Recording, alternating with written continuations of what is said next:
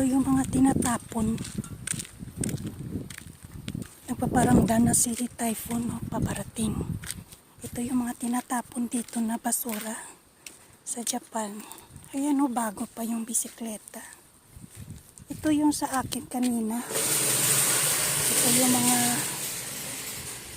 tinapon ko na.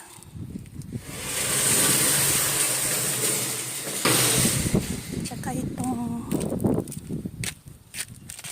upuan, tsaka ito siya.